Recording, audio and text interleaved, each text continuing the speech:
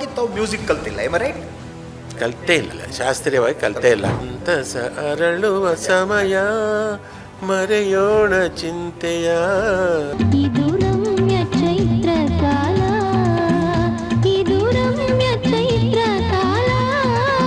ರತ್ನಮಾಲಾ ಪ್ರಕಾಶ್ ಅವರು SPB ಅವರು ಹಾಡಿರೋದು, Chamundeshwari ಸ್ಟುಡಿಯೋದ recording ಆಯ್ತು. ಸಿನಿಮಾ ಸಂಗೀತದಲ್ಲಿ ಹಂಸಲೇಖ ಮಾಡಿದಂಥ ಎಕ್ಸ್ಪಿರಿಮೆಂಟ್ ಮಾಡಿದ ಇನ್ನೊಬ್ಬ ಸಂಗೀತ ನಿರ್ದೇಶಕ. ಅನಂತರ ಮಾಂತರ ಸಿನಿಮಾಕ್ಕೆ ನಾನು full time associate. Hamsalekha sir ಬರೋ ಊಟ ಮಾಡೋಣ ಅನ್ನೋರು. ಯಾವುದೋ ಪ್ರೊಡಕ್ಷನ್ ಬೇಡ ಸರ್, ಯಾವುದೋ ಪ್ರೊಡಕ್ಷನ್ ಅಲ್ಲ, ನಂದು ಪ್ರೊಡಕ್ಷನ್, ಬಾ ನೀನು ನನ್ನ ಶಿಷ್ಯ ಬಾ ಅಂತ ಊಟ ಹಾಕೋರು. ಈಗ ನಿಮ್ಮ ವೈಯಕ್ತಿಕ ಬದುಕು ಏನಂದ್ರೆ, ನೀವು ಬೆಂಗಳೂರಂತ ಇದೊಂದು ಮಾಯಾನಗರಿ ಏನು, ಅಕ್ಕ ಬಾವನ ಮನೆಯಲ್ಲಿ ಇದ್ದೀರಿ, ಇನ್ನೊಂದಿದ್ದೀರಿ, ಆ ಥರ ಎಂಟ್ರಿ ಆಗಿ. ಸೊ ಅದು ಬಿಟ್ಟು ನೀವು ಸ್ವತಂತ್ರವಾಗಿ ರೂಮ್ ಮಾಡೋದಕ್ಕೆ ಸಾಧ್ಯ ಅಂತ ಯಾವ ಸಿನಿಮಾ ಇದ್ದಾಗ ಎಷ್ಟು ಅರ್ನಿಂಗ್ ಎಷ್ಟು ಬರ್ತದೆ?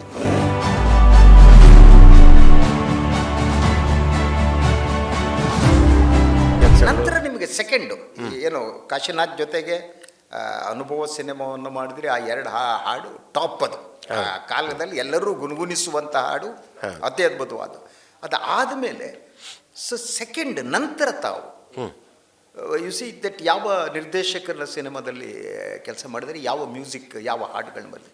ಇನ್ನೂ ಮ್ಯೂಸಿಕ್ ಡೈರೆಕ್ಷನ್ಗೆ ಹೋಗಿರಲಿಲ್ಲ ಅವಾಗ. ಅದು ಕಲ್ಪನೆನೇ ಇರಲಿಲ್ಲ. ನಾನು ಮ್ಯೂಸಿಕ್ ಡೈರೆಕ್ಟರ್ ಆಗೋ ಆಸೆನೂ ಇರಲಿಲ್ಲ, ಕಲ್ಪನೆಯಲ್ಲೂ ಇರಲಿಲ್ಲ. ಅದು ಹೇಳ್ತೀನಿ ನಿಮಗೆ, ಹೆಂಗೆ ನಸೀಬು ಎಲ್ಲೆಲ್ಲಿ ಕರ್ಕೊಂಡು ಹೋಗುತ್ತೆ ಅಂತ. ಇಲ್ಲಿ ನನಗೆ ಸುಂದರನಾಥ್ ಸುವರ್ಣ ಅವರು ಅಲ್ಲಿಂದ ಆತ್ಮೀಯರಾದರು. ಅವರೇ ನಿರ್ದೇಶನ, ಅವರು ಛಾಯಾಗ್ರಾಹಕರು, ಅವರು ನಿರ್ದೇಶಕ ಆಗಬೇಕು ಅಂತ ಮತ್ತೆ ಪ್ರಯತ್ನ ಮಾಡ್ತಾಯಿದ್ರು, ಕಥೆಗಳೆಲ್ಲ ಮಾಡ್ತಾಯಿದ್ರು. ಅದರಲ್ಲಿ ನಾನು ಇನ್ವಾಲ್ವ್ ಆಗ್ತಿದ್ದೆ.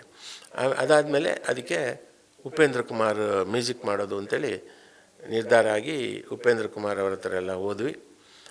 ಅಲ್ಲಿಗೊಂದು ಹಾಡು ಬರೆದೆ. ಆದರೆ ಆ ಪ್ರೊಡ್ಯೂಸರ್ ಕೈ ಕೊಟ್ಟರು, ಸಿನಿಮಾ ಆಗಲಿಲ್ಲ. ಅದಾದ ಮೇಲೆ ಆರಂಭ ಅಂತ ಒಂದು ಸಿನಿಮಾ ಮಾಡಿದ್ರು.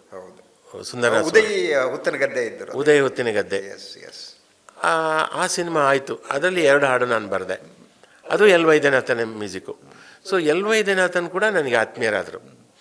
ಹೀಗಾಗಿ ನನಗೆ 7 ಸುತ್ತಿನ ಕೋಟೆ. ಪರಂಪರಾಗತವಾಗಿ ತಾವು ಮ್ಯೂಸಿಕ್ ಕಲ್ತಿಲ್ಲ, ಐ ರೈಟ್? ಕಲಿತೇ ಇಲ್ಲ. ರಾಗಗಳನ್ನು ನೀವು ಗ್ರಹಿಸಿದ್ದೇ ಹೊರತು ತಾವು ಇಲ್ಲ ಕಲ್ತಿಲ್ಲ. ಶಾಸ್ತ್ರೀಯವಾಗಿ ಕಲಿತೇ ಇಲ್ಲ. ನನಗೆ ಒಳಗಡೆಯಿಂದ ಅದು ಆ ಟ್ಯೂನ್ ಬರ್ತಾ ಇರ್ತಿತ್ತು. ಇದು 7 ಸುತ್ತಿನ ಕೋಟೆಯಲ್ಲಿ ಹಾಡಿದ ಸಾರಾಗೋಯಿನ್ ಸಿನಿಮಾ. ಹೌದೌದು. ಸಂತಸ ಅರಳುವ ಸಮಯ ಮರೆಯೋಣ ಚಿಂತೆಯ. ಅದು ರತ್ನಮಾಲಾ ಪ್ರಕಾಶ್ ಅವರು SPB ಅವರು ಹಾಡಿರೋದು, ಚಾಮುಂಡೇಶ್ವರಿ ಸ್ಟುಡಿಯೋದ ರೆಕಾರ್ಡಿಂಗ್ ಆಯ್ತದು. ಅದು ಸಾರಾಗೋವಿಂದ. ಅಲ್ಲಿ ಸಾರಾಗೋವಿಂದ್ ಸರ್ ನನಗೆ ಫಸ್ಟ್ ಟೈಮ್ ನನಗೆ 1,000 ರೂಪಾಯಿ ಕೊಟ್ಟರು ಹಾಡು ಬರೆಯೋದಕ್ಕೆ. ಅವಾಗ ಎಲ್ಲರಿಗೂ 500 ಕೊಡ್ತಿದ್ದಿದ್ದು, ನನಗೆ 1,000 ಕೊಟ್ಟರು. ಅದು ನನಗೆ ಒಂದು 2ನೇ ಹಿಟ್. ಅದು ಅದರ ಮಧ್ಯೆ ಸುಂದರನಾಥ್ ಸುವರ್ಣ ಆರಂಭ ಮಾಡಿದ್ರಲ್ಲ, ಆರಂಭದಲ್ಲಿ ಹಾಡು ಬರೆದೆ. ಆರಂಭ ಓಡಲಿಲ್ಲ ಸುಮಾರಾಗಿ, ಪರವಾಗಿಲ್ಲ, ಚೆನ್ನಾಗಿತ್ತು ಸಿನಿಮಾ. ಅದಾದಮೇಲೆ ಅಗ್ನಿಪರ್ವ ಅಂತ ಒಂದು ಮಾಡಿದ್ರು, ಅದರಲ್ಲಿ ಹಾಡು. ಆಮೇಲೆ ಸುಂದರನಾಥ್ ಸುವರ್ಣ ಏನು ಮಾಡಿದ್ರು, ವಿ ಮನೋರು ನಮ್ಮ ಆಸ್ಥಾನ ಕವಿ, BR ಛಾಯ ಆಸ್ಥಾನ ಗಾಯಕಿ. ಛಾಯೆಗೊಂದು ಹಾಡು ಯಾವುದಾದ್ರು ಇರೋದು, ನನಗೆ ಹಾಡು ಬರೆಯೋಕ್ಕೆ ಕೊಡೋರು. ಸೊ ಹೀಗೆ ತಮಾಷೆಗೆ. ಆವಾಗ ಸುಂದರನಾಥ್ ಸುವರ್ಣ ಇನ್ನು ಮದುವೆ ಆಗಿರಲಿಲ್ಲ, ಬ್ಯಾಚುಲರು. ಅವರು ಶೀತಲ್ ಹೋಟ್ಲಲ್ಲಿ ಒಂದು ರೂಮ್ ಹಾಕಿಕೊಟ್ಟಿದ್ರು. ತಮ್ಮ ವಿಶ್ವನಾಥ್ ಇದ್ದ ಅವ್ರ ಜೊತೆಗೆ ಅನ್ಸುತ್ತೆ. ವಿಶ್ವನಾಥ್ ಸುವರ್ಣ ಅವ್ರ ಜೊತೆ ಇರಲಿಲ್ಲ. ಆತ ಪತ್ರಿಕೋದ್ಯಮದಲ್ಲಿ ಪ್ರಜಾವಾಣಿ ಇದರಲ್ಲಿ ಆತ ಅದ್ಭುತವಾದ ಛಾಯಾಗ್ರಾಹಕ, ಜೊತೆಗೆ ಒಂಥರ ಇನ್ನೋವೇಟಿವ್ ಛಾಯಾಗ್ರಾಹಕ, ಏನೋ ವಿಶೇಷವಾದ ಚಿತ್ರಗಳನ್ನು ತೆಗೆಯುವಂಥದ್ದು. ಆಮೇಲೆ ಸಾಹಸ ಜಾಸ್ತಿ, ಓಡ್ತಾ ಇರುವಾಗ ಫೋಟೋ ತೆಗೆಯೋದು, ಹಾಡ್ತಾ ಇರುವಾಗ ಫೋಟೋ ತೆಗಿ, ಈ ಥರದ್ದೆಲ್ಲ ಸರ್ಕಸ್ ಜಾಸ್ತಿ.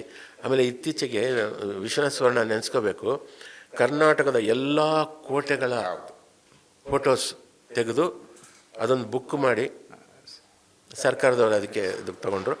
ಈಗ ಮತ್ತೆ ಎಲ್ಲ ಹಳೆ ದೇವಸ್ಥಾನಗಳು ಪ್ರಾಚೀನ, ಅದು ಫೋಟೋಗ್ರಫಿ ಮಾಡಿದ್ದಾರೆ.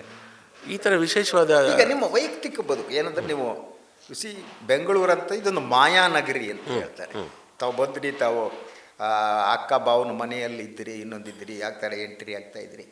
ಸೊ ಅದು ಬಿಟ್ಟು ನೀವು ಸ್ವತಂತ್ರವಾಗಿ ರೂಮ್ ಮಾಡೋದಕ್ಕೆ ಸಾಧ್ಯ ಅಂತ ಯಾವ ಸಿನಿಮಾ ಇದ್ದಾಗ ಎಷ್ಟು ಅರ್ನಿಂಗ್ ಎಷ್ಟು ಬರ್ತಿತ್ತು? ಅರ್ನಿಂಗೇ ಇಲ್ಲ ಅಂತ ಹೇಳ್ಬೋದು. ಆದರೆ ಕಾಶಿನಾಥ್ ಸರ್ ನೆನೆಸ್ಕೋಬೇಕು. ಯಾಕಂದರೆ ನನ್ನನ್ನು ನಾನು ಅಭಿಮಾನಿ ಪತ್ರಿಕೆಯಲ್ಲಿ ಇದ್ದಾಗಲೇ ಅನುಭವ ಆದಮೇಲೆ ಅನಾಮಿಕಾ ಸಿನಿಮಾಕ್ಕೆ ನಾನು ಅಸಿಸ್ಟೆಂಟ್ ಡೈರೆಕ್ಟರ್ ಆವಾಗ ಇಲ್ಲಿ ರಜೆ ಹಾಕಿ ಹೋದೆ, ಅಭಿಮಾನಿ ಪತ್ರಿಕೆ ಬಿಡಲಿಲ್ಲ. ಆಮೇಲೆ ನನಗನ್ನಿಸ್ತು ಸಾಕು ಪತ್ರಿಕೋದ್ಯಮ ಬಿಟ್ಟು ಫುಲ್ ಟೈಮ್ ಸಿನಿಮಾದಲ್ಲೇ ಇದು ಮಾಡೋಣ ಅಂತ ಅಂದ್ಕೊಂಡು ಅನಂತರವಾಂತರ ಸಿನಿಮಾಕ್ಕೆ ನಾನು ಫುಲ್ ಟೈಮ್ ಅಸೋಸಿಯೇಟು. ಅಲ್ಲಿ ನನಗೆ ಇಬ್ಬರ ಪರಿಚಯ ಆಯಿತು. ಒಬ್ಬರು ಉಪೇಂದ್ರ ಆಗ ಕಾಲೇಜ್ ಹೋಗ್ತಾಯಿದ್ರು. ಸಾಯಂಕಾಲ ಪಾರ್ಟ್ ಟೈಮಲ್ಲಿ ಅವರು ಅನಂತರವಾಂತರಕ್ಕೆ ಅಸಿಸ್ಟೆಂಟಾಗಿ ಕೆಲಸ ಮಾಡ್ತಾಯಿದ್ರು. ಇನ್ನೊಂದು ಕಡೆ ಅದಕ್ಕೆ ಸಂಗೀತ ಮಾಡ್ತಿದ್ದ ಹಂಸಲೇಖ ಸರ್ ನನಗೆ ಅಲ್ಲಿಂದ ತುಂಬ ಬ್ಯೂಟಿಫುಲ್. ಅಂದರೆ ಆವಾಗ ಹಂಸಲೇಖ ನಿಮ್ಮ ಸಂಪರ್ಕ ಆಯಿತು.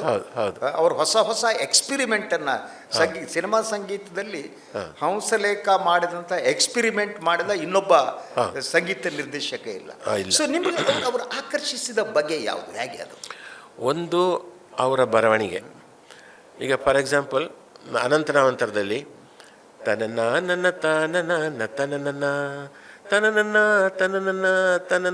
ನನ್ನ ಟ್ಯೂನ್ ಕೊಟ್ಟರು. ಏನೇನೋ ಬರಿತಾ ಇದ್ವಿ ನಾವು. ಅದಕ್ಕೆ ಅವರು ಹಂಗಲ್ಲ ಕಣೋ, ಏನಾದರೂ ಸ್ಪೆಷಲಾಗಿ ಬರೀ ನೋಡು, ಚಳಿಗಾಲವು ಬಂತು ಬಾರ ಪ್ರಿಯಕರ, ಹರ ಹರ ತರಿಸಿದೆ ತರ ಜ್ವರ ಅಂತ ಬರ್ಕೊಟ್ರು ಅವರು. ಚೆನ್ನಾಗಿದೆಯಲ್ಲ ಅಂತ, ಮುಂದಕ್ಕೆ ನೀನು ಬರೀ ನಾನು ಬರೆಯಲ್ಲ ಅಂದರು. ಸೊ ಅದು ಅಲ್ಲಿಂದ ನಂತರ ತಿಳ್ಕಾಡಿ ಹೆಂಗೆ ಬರೆದೆ. ಆಮೇಲೆ ಅವರು ನನಗೆ ತಿದ್ತಾ ಹೋದರು. ಆಮೇಲೆ ಸ್ಟುಡಿಯೋಕ್ಕೆ ಕರೆದ್ರು, ಹಾಡು ಬರೆಯೋಕ್ಕೆ ಕೊಡ್ತೀನಿ ಬಾ ಅಂತ. ಹಾಗೆ ನನಗೆ ಒಂದಷ್ಟು ಹಾಡುಗಳು ಬರೆಯೋಕ್ಕೆ ಕೊಟ್ಟರು. ಅಲ್ಲಿ ಅದನ್ನೆಲ್ಲ ತಿದ್ದಿದ್ರು. ಹಾಗಲ್ಲ ಕಣೋ, ಈ ಥರ ಫಸ್ಟು ವಿಷಯ ಏನು, ಈ ಹಾಡಲ್ಲಿ ಏನು ಬರಿಬೇಕು ನೀನು ಅದನ್ನು ಗುರ್ತಾಕೋ, ಏನು ಹೇಳಬೇಕು ಅದನ್ನು ಗುರ್ತಾಕೋ. ಸುಮ್ಮನೆ ಪದಗಳು ತುಂಬಿಸೋದಲ್ಲ, ತಾನನ ಅಂದರೆ ಕಾನನ ಅಂತ ತುಂಬಿಸೋದಲ್ಲ, ಏನು ಹೇಳಬೇಕು ಅಂತ ಅದನ್ನು ಅವರು ಹೇಳ್ಕೊಟ್ರು. ಕತೆ ತಿಳ್ಕೋ. ಹೀಗೆ ಅಲ್ಲಿಂದ ಅವರಿಂದ ತುಂಬ ಕಲಿತಾ ಬಂದೆ. ಏನಿರುತ್ತೆ ಅಂದರೆ ಒಂದು ಕಡೆ ಕನಸು ಮತ್ತು ವಾಸ್ತವ ಇರುತ್ತಲ್ಲ, ಎರಡರ ನಡುವೆ ಒಂದು ಸಂಘರ್ಷ ಇರುತ್ತೆ ಬದುಕಿನಲ್ಲಿ. ಅಂದರೆ ನೀವು ಕನಸನ್ನು ಬೆನ್ನು ಹತ್ತಿ ಹೋಗ್ತಾ ಇರ್ತೀರಿ, ವಾಸ್ತವ ಇನ್ನು ಹೆಚ್ಚು ಕ್ರೂರ ಆಗಿರುತ್ತೆ. ಕೈಯಲ್ಲಿ ಕಾಸಿರಲ್ಲ, ಬಸ್ಗೆ ಹೋಗೋಣ ಅಂದ್ರೆ ಆಗಲ್ಲ, ಇನ್ನೆಲ್ಲೋ ಆಗಲ್ಲ, ಊಟಕ್ಕಿರಲ್ಲ, ತಿಂಡಿಗಿರಲ್ಲ. ಈ ಸಂಘರ್ಷವನ್ನು ತಾವು ಹೇಗೆ ಅದನ್ನು ನಿರ್ವಹಿಸಿದ್ರಿ? ಯಾವ ಕ್ಷಣದಲ್ಲೂ ಕೂಡ ಒಂದ್ಸಲ ಅನಿಸುತ್ತೆ ಕೈಲಿ ದುಡ್ಡಿದ್ರೆ ಬೇಡಪ್ಪ, ಹಾಳಾಗೋಗ್ಲಿ, ಯಾಕಬೇಕು, ಇದು ಯಾವುದೇ ಬೇಡ, ಕನಸು ಬಿಟ್ಬೇಡ ಅಂತ. ನಿಮಗೆ ಹಾಗೇನಾದರೂ ಅನ್ನಿಸಿದ್ದು ಇತ್ತ? ಅಯ್ಯೋ ಸಾಕಪ್ಪ ಜೀವನ, ಐ ಡೋಂಟ್ ವಾಂಟ್, ಇದು ಏನು ಬೇಕಾಗಿಲ್ಲ ಅಂತ ಹಂಗನ್ಸಿತ್ತಿತ್ತ? ಹಾಗೆ ಅನ್ಸೋಕ್ಕೆ ಬಿಡಲಿಲ್ಲ. ಒಂದು ಕಾಶಿನಾಥ್ ಸರ್ ಬಿಡಲಿಲ್ಲ, ಇನ್ನೊಂದು ಹಂಸಲೇಖ ಸರ್ ಬಿಡಲಿಲ್ಲ. ಯಾಕಂದರೆ ಹಂಸಲೇಖ ಸರ್ ಕೆಲಸ ಇಲ್ಲದೆ ಇದ್ದಾಗ ಕಾಶಿನಾಥ್ ಸರ್ ಮನೇಲಿ ಇರ್ತಿದೆ. ಅಲ್ಲೊಂದು ರೂಮ್ ಕೊಟ್ಟಿದ್ರು ನನಗೆ. ಬೆಳಿಗ್ಗೆ ತಿಂಡಿ ಅವ್ರ ಮನೇಲಿ ಅಲ್ಲೇ ಇದ್ದರೆ ಮಧ್ಯಾಹ್ನನೂ ಊಟ, ಆಮೇಲೆ ರಾತ್ರಿನೂ ಊಟ. ಅಲ್ಲಿ ಮಲ್ಕೊಳಕ್ಕೆ ಅಲ್ಲಿ ಜಯನಗರದಲ್ಲಿ ಅಲ್ಲಿ ಫಸ್ಟ್ ಫ್ಲೋರು ನಮಗೆ ಒಂದು ರೂಮ್ ಕೊಟ್ಟಿದ್ದು. ಫಸ್ಟ್ ಫ್ಲೋರ್ ಲಾಸ್ಟ್ ಫ್ಲೋರು, ಅಲ್ಲೇ ಶಿವರಾಜು ಇರ್ತಿದ್ರು. ಸೊ ಈಗ ಅಲ್ಲಿ ವಾಸ, ಅಲ್ಲೇ ಊಟ ಎಲ್ಲ. ಅದು ಬಿಟ್ಟರೆ ಸ್ಟುಡಿಯೋಗೆ ಬಂದರೆ ಹಂಸಲೇಖ ಸರ್ ಬರೋ ಊಟ ಮಾಡೋಣ ಅನ್ನೋರು. ಯಾವುದೋ ಪ್ರೊಡಕ್ಷನ್ ಬೇಡ ಸರ್, ಯಾವುದೋ ಪ್ರೊಡಕ್ಷನ್ ಅಲ್ಲ, ನಂದು ಪ್ರೊಡಕ್ಷನ್, ಬಾ ನೀನು ನನ್ನ ಶಿಷ್ಯ ಬಾ ಅಂತ ಊಟ ಹಾಕೋರು. ಸೊ ಈ ಥರ ಊಟ ಹಾಕಿದವರು ಅವರೆಲ್ಲ ಊಟ ಹಾಕಿ ನನಗೇನಂದರೆ ಇದನ್ನು ಒಂದು ನಿರಾಸೆ ಅಥವಾ ಹತಾಶೆಯನ್ನು ಬಾರದಾಗೆ ನೋಡಿಕೊಂಡ್ರು. ಆಸೆಗಳು ಅಲ್ಲೆಲ್ಲೇ ರೆಕ್ಕೆಗಳು ಆಗ್ತಾ ಹೋದವು ನನಗೆ. ಯಾಕಂದರೆ ಅವರು ಹಂಸಲೇಖ ಸರ್ ಬರಿತಾ ಇದ್ದ ರೀತಿ ಅದು ನನಗೆ ಸ್ಫೂರ್ತಿಯಾಗಿದ್ದು.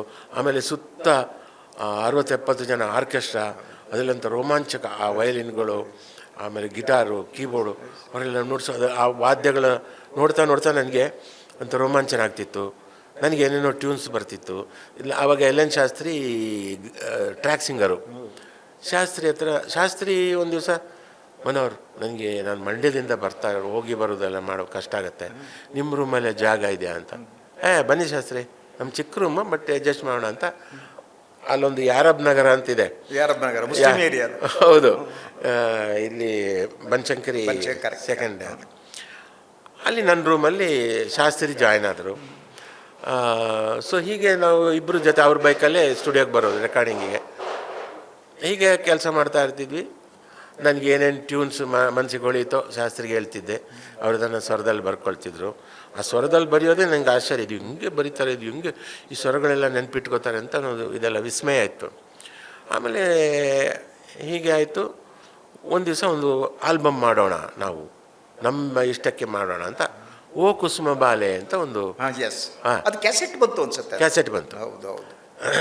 ಅದನ್ನು ನಾನು 8 ಟ್ಯೂನ್ ಮಾಡಿ 4 ಟ್ಯೂನು ಶಾಸ್ತ್ರಿ ಆಡಿದರು, 3 ಟ್ಯೂನು ಲತಾ ಮೇಡಮ್ ಆಡಿದರು, ಹಂಸಲೇಖ ಸರ್ ಮಿರ್ಸೋದು, ಒಂದು ಹಂಸಲೇಖ ಸರ್ ಆಡಿದರು. ಅದನ್ನು ಲಹರಿ ಸಂಸ್ಥೆಯವರು ಬಿಡುಗಡೆ ಮಾಡಿದ್ರು. ಅದಾದಮೇಲೆ ಅದನ್ನು ನಾನು ಕಾಶಿ ಸರ್ ಕೊಟ್ಟೆ, ಎಲ್ಲ ಸ್ನೇಹಿತರಿಗೆ ಕೊಟ್ಟೆ, ಉಪೇಂದ್ರನಿಗೆ ಕೊಟ್ಟೆ. ಉಪೇಂದ್ರವ್ರಿಗೆ ಇಷ್ಟ ಆಯಿತು. ಇದಾದ ಮೇಲೆ ಒಂದು ಟರ್ನಿಂಗ್ ಪಾಯಿಂಟ್ ಏನಂತಂದರೆ, ಉಪೇಂದ್ರ ಅವರು ಆ ಟೈಮಲ್ಲಿ ಶಂಕರ್ನಾಗ್ಗೆ ಆಟ ಬೊಂಬಾಟ ಡೈಲಾಗ್ ಬರೆದ್ರು, ಆಮೇಲೆ ಬೇರೆ ಬೇರೆ ಸಿನಿಮಾಗಳಿಗೆ ಡೈಲಾಗ್ಸ್ ಬರೆದ್ರು.